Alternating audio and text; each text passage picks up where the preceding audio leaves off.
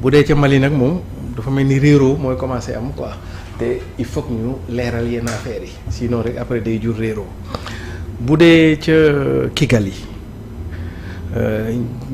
li rappeurs yi di wax njortu naa jàpp naa xalaat naa président Bassirou Diomaye Faye ak Ousmane bu ñu waxtaanoon ku mel ni Babacar Justin Ndiaye yaakaar naa dana leen wax bàyyil Diomaye dem Ousmane bàyyil Diomaye dem xam nga lu tax ndax ki ñu ko seqal la muy Rwanda ak fañ doon dem muy Rwanda bravo Rwanda macha allah bu ngeen xamee Rwanda ni Sénégal toll ci moom macha allah Rwanda de toutes les communautés africaines yu nekk Rwanda sénégalais yi fonk bi ñu leen fonk ak jox cër bi ñu leen jox cër ñaar rek laa la koy firéer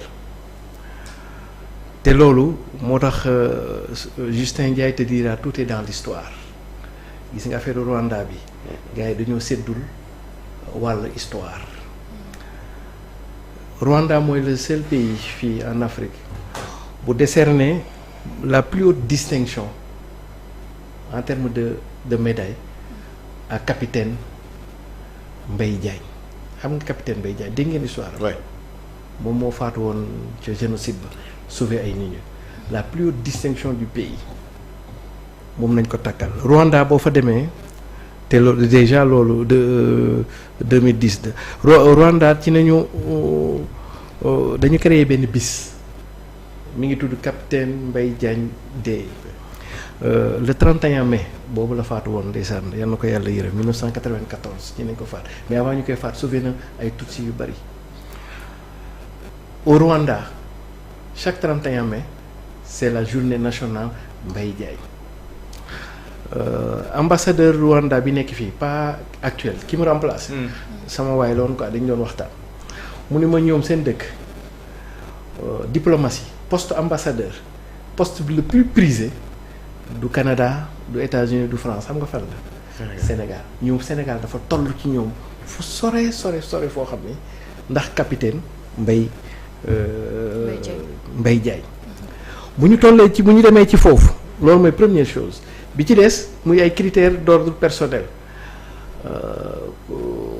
Paul Kagame Tutsi la xam nga Tutsi mooy lan en fait Tutsi ci fan la bokk mi ngi bokk ci li ñu tuddee les Pulagu maanaam pël yi ci ethnie pël yi lañu nekk Afrique centrale Afrique des Grands Lacs ak yooyu pour qui dit pël rek ça veut dire beaucoup de choses ça veut dire que fii dafa am lu Kiné Lam di way te loolu mooy illustré Kigali ma tëje ko Kiné Lam ci way bi dafa nii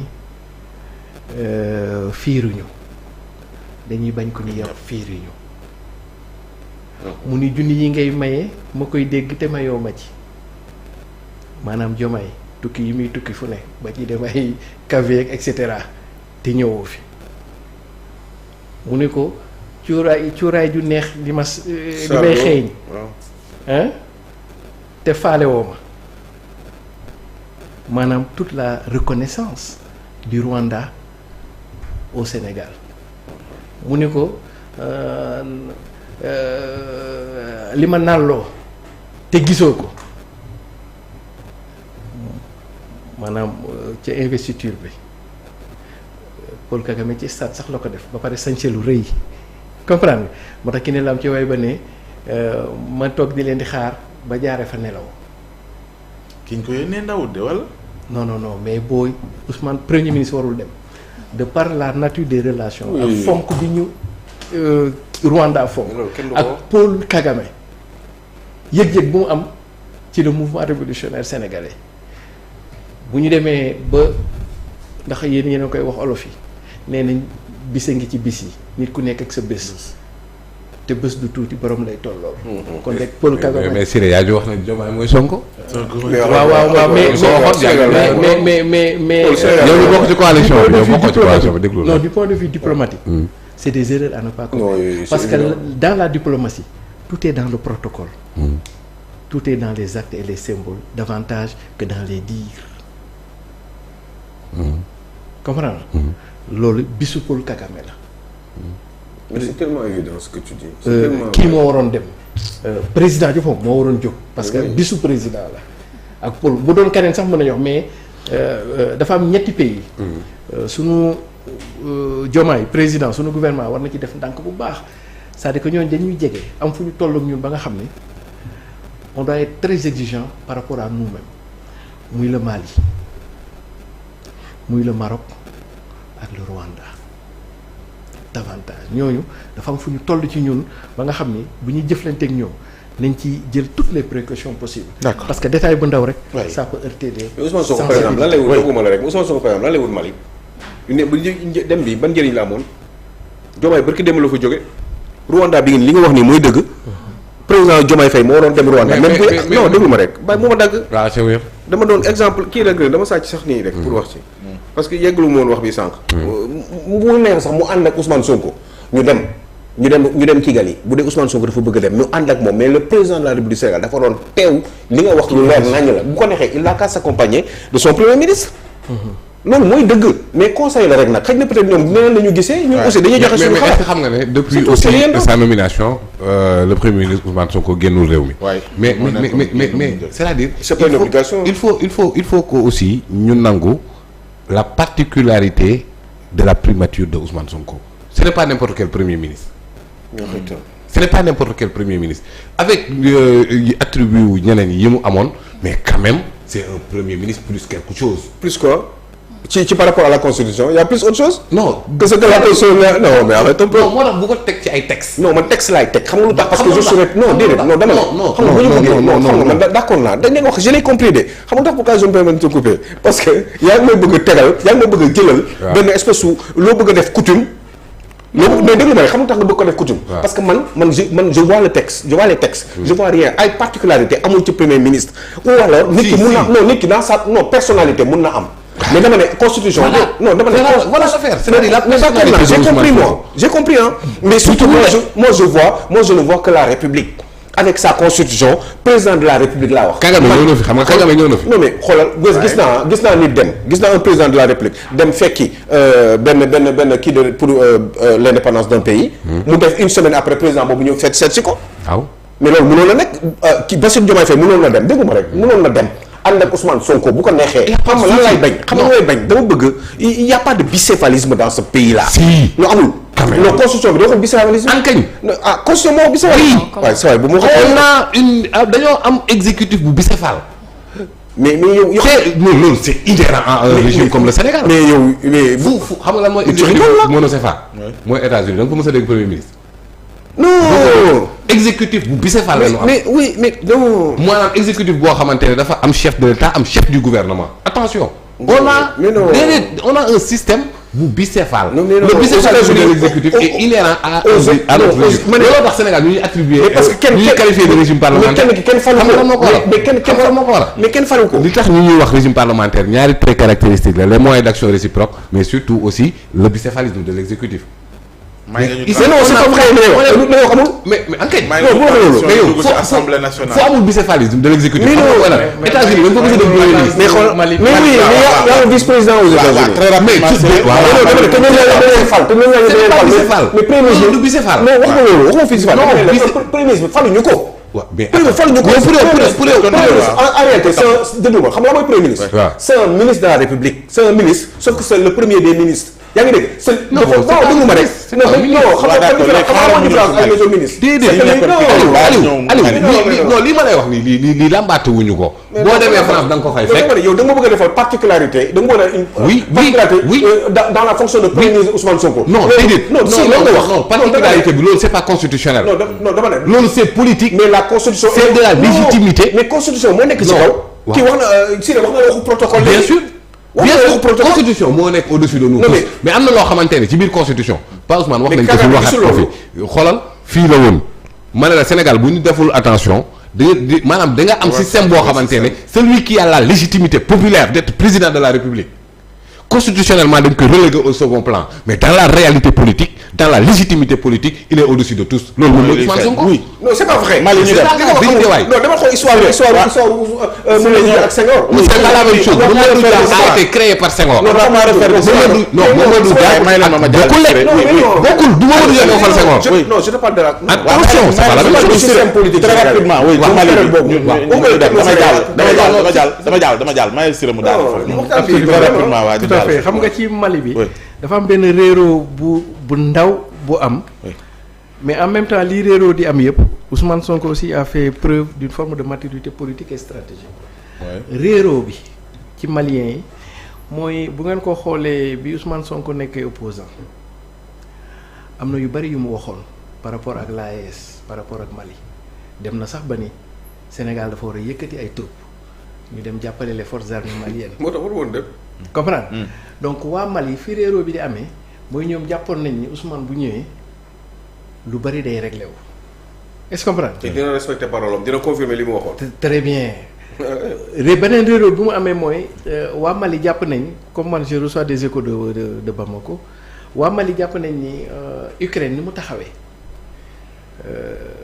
La réaction du Sénégal était une réaction molle quoi quelque part parce que l'ambassadeur est à sa récidiviste la quoi ci côté yi pour ñoom non seulement on les avait fait croire que Sénégal ou le même ñoom loolu nañu comprendre ni Sénégal les rejoindre AES le même rejoindre AES nañ leen envoyé ay troupes ñu xeex deuxièmement ñu gis ñoo xam ne dañ leen di song et cetera donc foofu la réeroo mais ci biir réeroo boobu ci la Ousmane Sonko nag di développer benn forme de maturité politique et xam nga lu tax. mooy.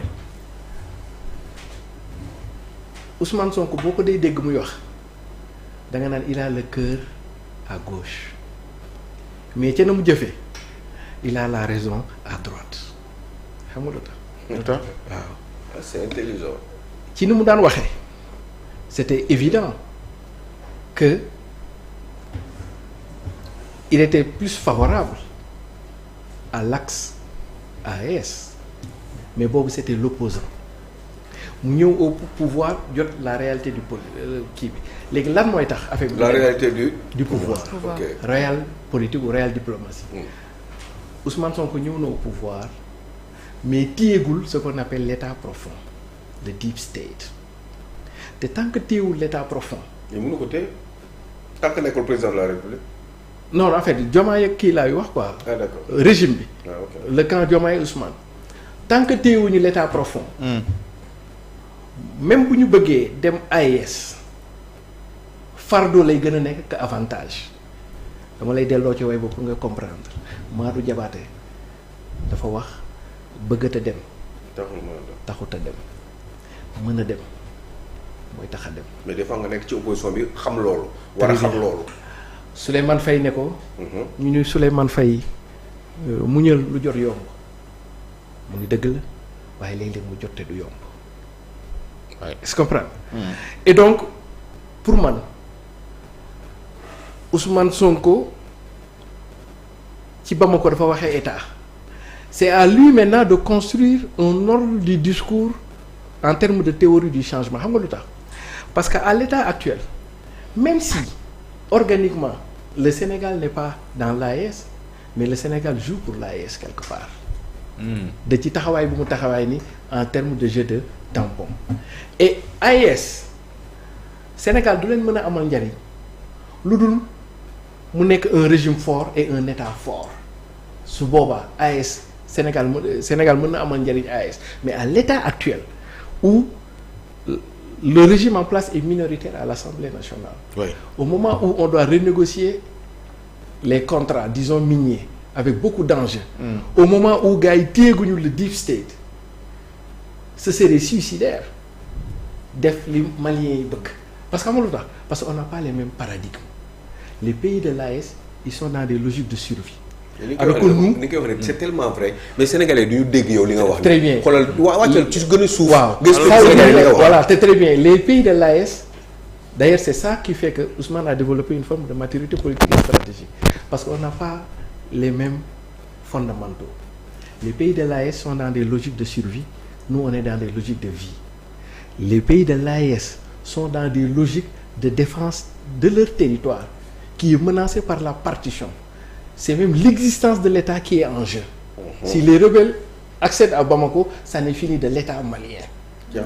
Comprendre? Mais ñun amuñu enjeu de partition de pouvoir, de territoire, les pays de la CEDEAO. Niger a cette particularité. Si.